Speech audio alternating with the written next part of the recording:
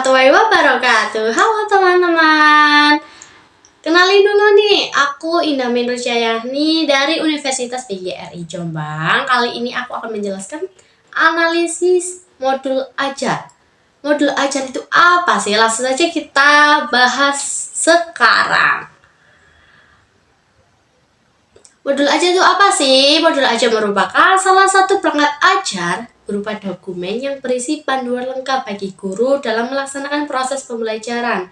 Dokumen mencakup tujuan, langkah, dan media pembelajaran serta asesmen yang dibutuhkan dalam satu unit atau topik berdasarkan alur tujuan pembelajaran yaitu ATP.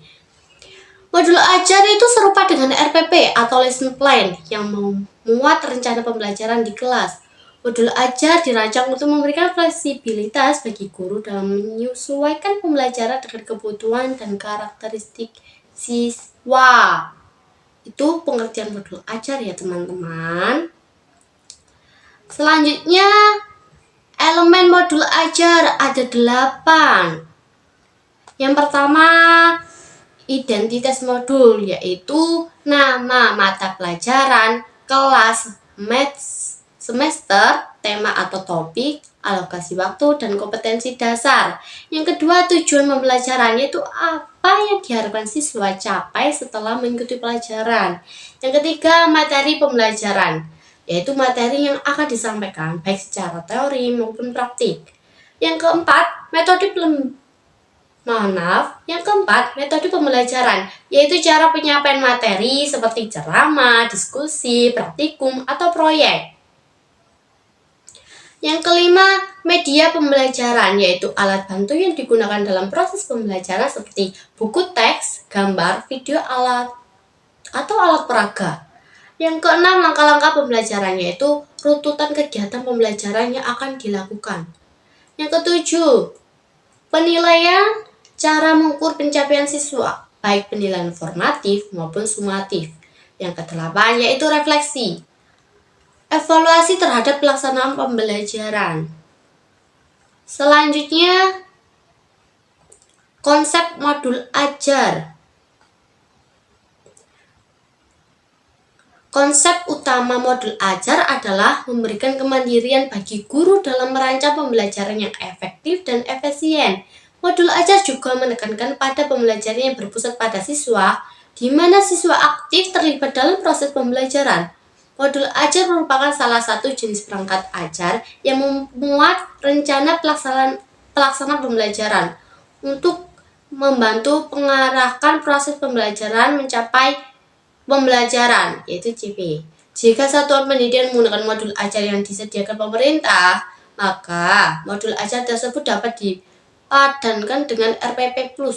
Karena modul ajar tersebut memiliki komponen yang lebih lengkap dibanding RPP. Jika satuan pendidikan mengembangkan modul ajar secara mandiri, maka modul ajar tersebut dapat dipadankan dengan RPP. Satuan pendidikan dapat menggunakan berbagai perangkat ajar, termasuk modul ajar atau RPP, dengan kelengkapan komponen dan format yang beragam sesuai dengan karakteristik dan kebutuhan murid. Selanjutnya yaitu komponen modul ajar. Di sini ada di Merdeka Mengajar memiliki ketentuan komponen minimum sesuai dengan panduan pembelajaran dan asesmen. Yang pertama, tujuan pembelajaran. Kedua, rencana asesmen awal dan akhir pembelajaran. Yang ketiga, langkah pembelajaran. Yang keempat, media pembelajaran. Namun, untuk menunjang keterbacaan dan kemudahan pencarian modul ajar untuk pengguna, modul ajar yang tayang di platform Merdeka Mengajar terdiri dari komponen berikut ini, yaitu informasi umum, pemilihan jenis satuan dan jenjang pendidikan, pemilihan fase dan kelas, pemilihan mata pelajaran, penanda kebutuhan khusus, judul modul ajar, deskripsi umum modul ajar, identitas penulis modul, gambar sampul. Yang kedua, tujuan modul, pemilihan atau penggunaan referensi alur tujuan pembelajaran yang digunakan sebagai acuan penyusun tujuan pembelajaran dari keseluruhan modul ajar. Yang ketiga, Perancangan penggunaan, total alokasi jam pelajaran, penuntun moda pembelajaran, target murid, jumlah murid, sarana dan prasarana, prasyarat kompetensi. Dan selanjutnya yaitu materi asesmen dan referensi. Rancangan modul utuh mengikuti ketentuan komponen minimum pada panduan pembelajaran dan asesmen. Modul ajar utuh setidaknya harus mencakup tujuan pembelajaran, rencana asesmen dan detail aktivitas dan media pembelajaran.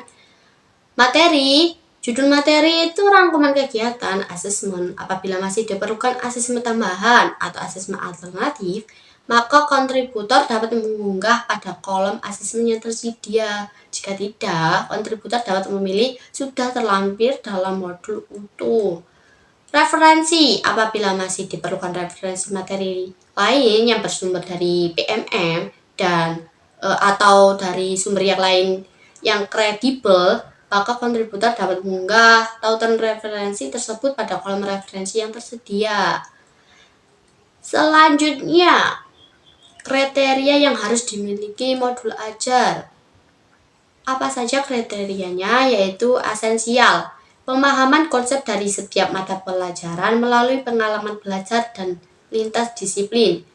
Menarik, bermakna, dan menantang.